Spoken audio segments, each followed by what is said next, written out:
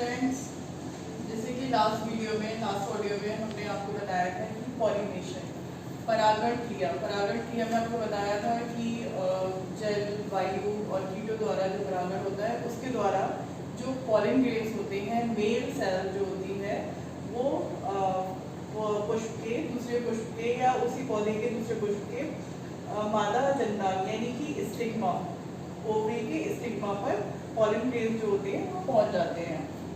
आज हम पढ़ेंगे कि कैसे ये पॉलिन ग्रेन्स के जो गैमीट्स होते हैं वो अंदर पहुंचते हैं और उनमें निषेचन क्रिया कैसे होती है। तो ये डायग्राम है, इसमें ये ओवरी है, ये पॉलिन ग्रेन्स है।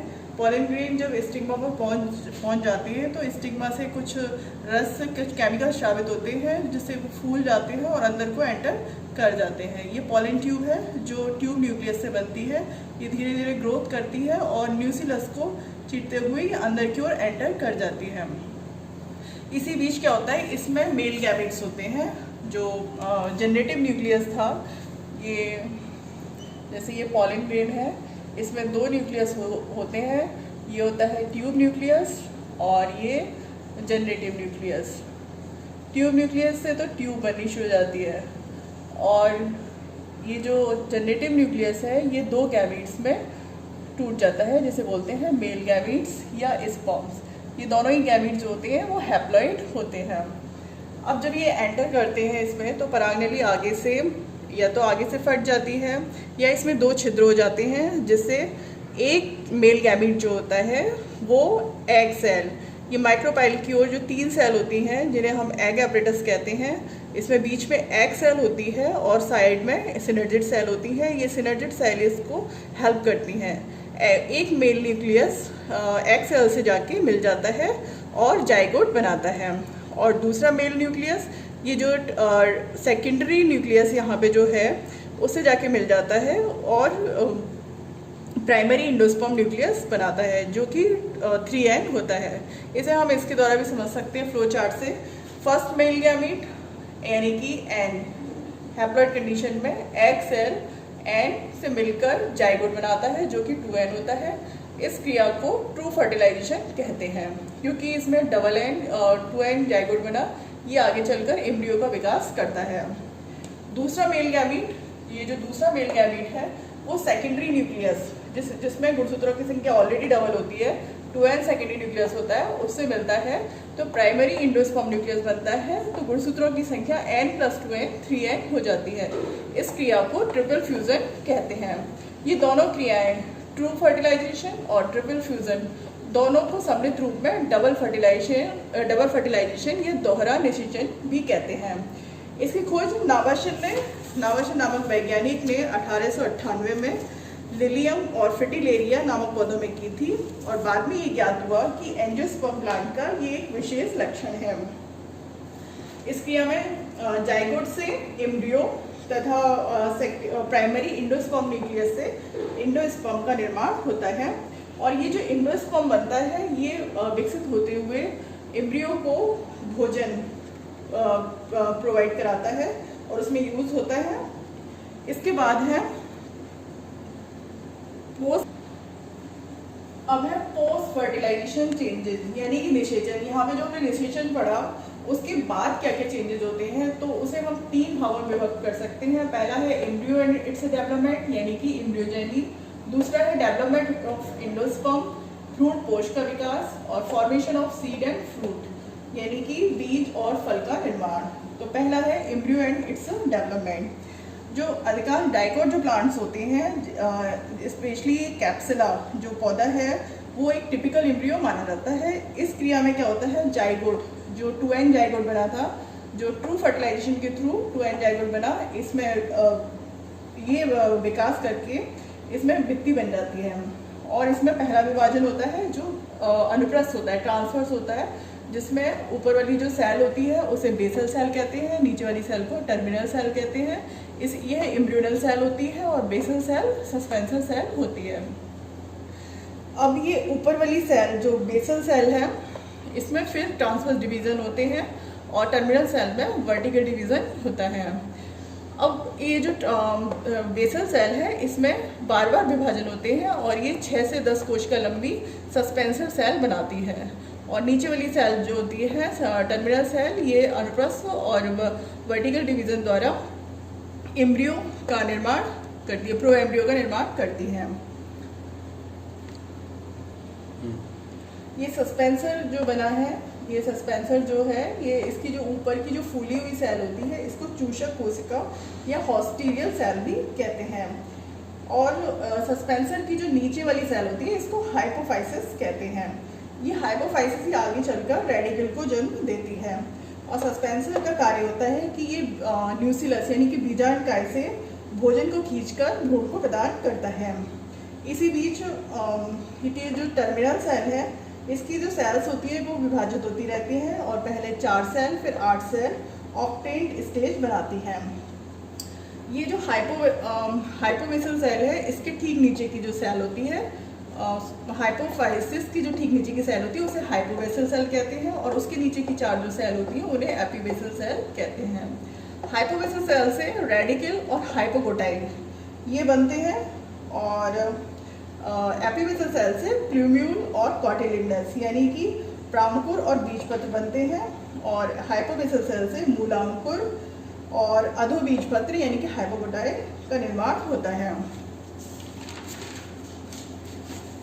अब ये जो ऑक्टेंट स्टेज है 8 कोश की अवस्था है, इसमें पेरिक्लाइनर डिवीजन होते हैं और उससे एपिडर्मल सेल बनती है और उसमें फिर एंटीक्लाइनर डिवीजन होते हैं। तो बाहर वाली जो लेयर बनती है उसे डर्मेटोजन कहते हैं, डर्मेटोजन लेयर कहते हैं। अंदर की सेल जो होती हैं वो भी वर्टिकल और ट्रांसवर्स डिवीजन द्वारा प्लीरोम और पेरिप्लेम बनाती हैं और जिनसे कॉर्टेक्स और स्टील का निर्माण होता है। अब ये वृद्धि करके ये जो एम्ब्रियो है ये वृद्धि करके हार्ट शेप यानी कि हृदय के आकार का हो जाता है और इसमें 2 बीजपत्र बन जाते हैं जिन्हें कॉटिलिडनस कहते हैं और ये एक अक्ष द्वारा जुड़े हुए होते हैं। अक्ष का अग्रभाग जो बीजों से बीजपत्रों के बीच होता है उसे प्लूम्यूल और जो दूसरा भाग होता है वो रेडिकल कहलाता है। ये था एम्ब्रियो का विकास डाइकॉट प्लांट्स में, क्योंकि इसमें दो बीजपत्र बने हैं इसलिए ये डाइकॉट प्लांट्स हैं। इसी प्रकार जो एम्ब्रियो डेवलपमेंट होता है वो मोनोकॉट में भी होता है और प्रारंभिक अवस्थाएं जो होती हैं लगभग इनमें सेम होती हैं।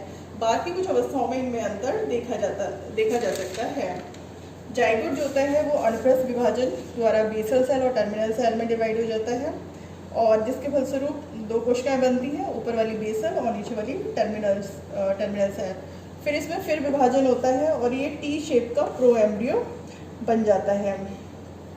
इसके बाद बेसल सेल में फिर से विभाजन होते हैं अनुप्रस्थ और अनुदैर्ध्य। इन कोशिकाओं से जो बेसल सेल है उससे सस्पेंसर का निर्माण होता है और शेष कोशिकाएं जो होती हैं वो एम्ब्रियोनल सेल बनाने में मदद करती हैं। प्रो एम्ब्रियो की जो निचली कोशिकाएं हैं ये निरंतर विभाजित होती रहती हैं और अनेक कोशिकाएं बनाती हैं। ये सेल और सस्पेंसर के नीचे की सेल जो होती हैं वो भ्रूण का निर्माण करती है। भ्रूण में एक बीजपत्र या स्कूटेलम होता है। इसके अतिरिक्त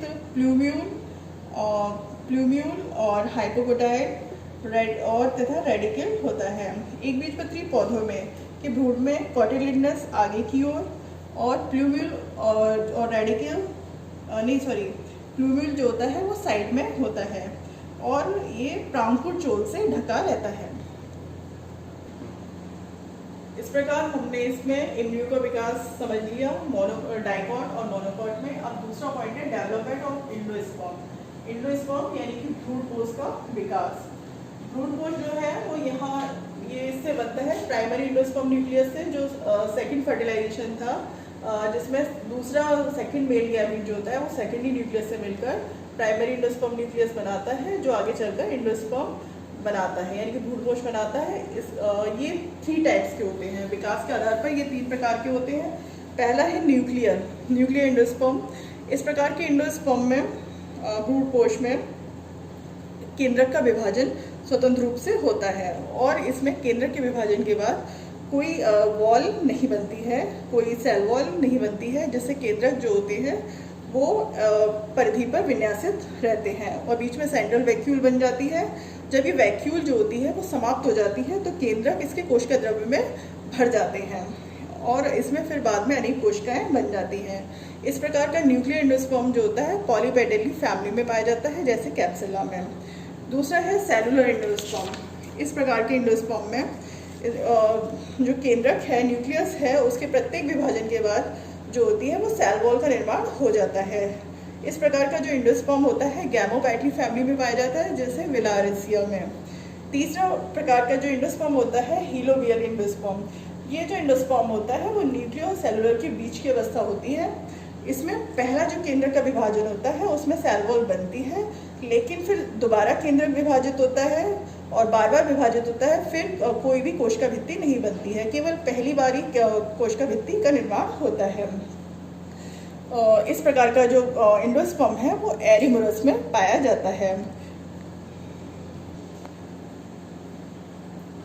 एंडोस्पर्म की जो सेल होती है वो लगभग समव्यासी यानी कि समान व्यास की होती है और इसमें जो होता है बहुत अधिक मात्रा में भोजन संचित रहता है। भोजन का निर्माण और प्रगति विभिन्न पौधों में भिन्न भिन्न होती है। भ्रूणपोष जो होता है एंडोस्पर्म की कोशिका भित्ति प्राय पतली होती है और कभी कभी इनमें भोज्य पदार्थ जो होता है वो हैवी सेलुलोज के रूप में होता है, तो इसकी भित्तियां प्राय मोटी हो जाती है। दो प्रकार के बीज पाए जाते हैं, एंडोस्पर्मिक और नॉन एंडोस्पर्मिक शीट्स। भ्रूणपोषी और अभ्रूणपोषी बीज। कुछ पौधे जैसे अरंडी, गेहूं और मक्का में जो भ्रूणपोष होता है वो बीजों के अंकुरण के समय तक पाया जाता है। इसमें भोजन भ्रूणपोष में संचित रहता है तथा कॉटिलिडनस यानी कि बीज पतले होते हैं। इन बीजों को एंडोस्पर्मिक या भ्रूणपोषी बीज कहते हैं। कुछ पौधे जैसे चना, मटर, सेम आदि में भ्रूण परिवर्तन यानी कि एम्ब्रियोनिक डेवलपमेंट के समय पूरी तरह यूज में आ जाते हैं, जिससे इन बीजों के बीज पत्र में भोजन संचित रहने के कारण ये मोटे हो जाते हैं। इन्हें अभ्रूणपोषी या नॉन एंडोस्पर्मिक बीज कहते हैं।